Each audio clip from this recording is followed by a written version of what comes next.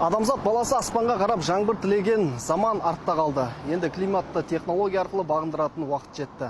Қазақстан Орталық Азия өңірінде алғашқы болып ауа райын қолдан өзгерту, яғни жасанды жаңбыр жауғызу жобасын практикалық тұрғыда бастап кетті.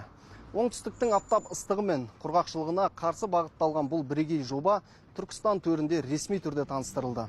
Бұл жай ғана экологиялық қадам емес, бұл елдің климаттық инфрақұрылымын цифрландырудың жаңа белесі. Жиынға қатысқан жасанды интеллект және цифрлық даму министрі Жаслан Мадиев жобаның мемлекет үшін стратегиялық маңызына тоқталды.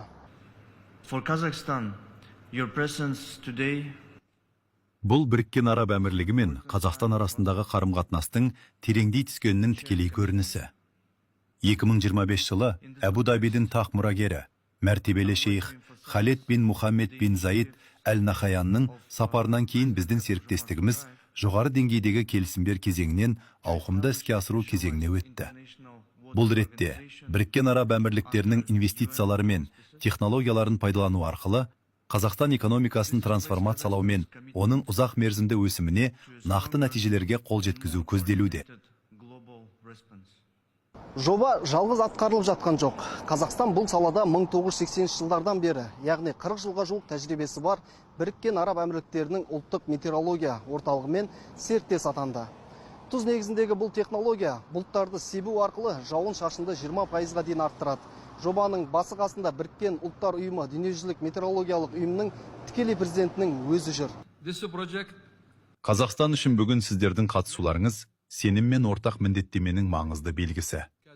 Осы орайда Қазақстан президенті Қасым-Жомарт Тоқаевтың Біріккен Ұлттар ұйымы аясында су мәселелері бойынша мамандандырылған халықаралық ұйым құру бастамасын ерекше атап өткім келеді.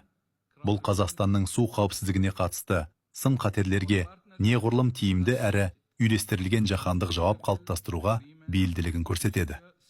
Бүгінде су қауіпсіздігі, климаттық тұрақтылық және орнықты даму тек экологиялық мәселелер ғана емес.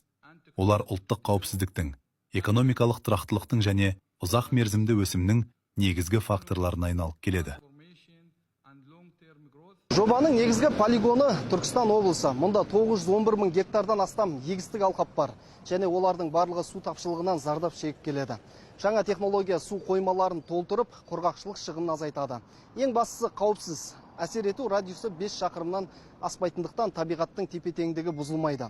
Аймақ басшысы бұл жобаның өңір экономикасына берер серпіні орасан екенін айтады. Түркістан облысы әрдайым жаңашылдыққа ұмтылатын өңір.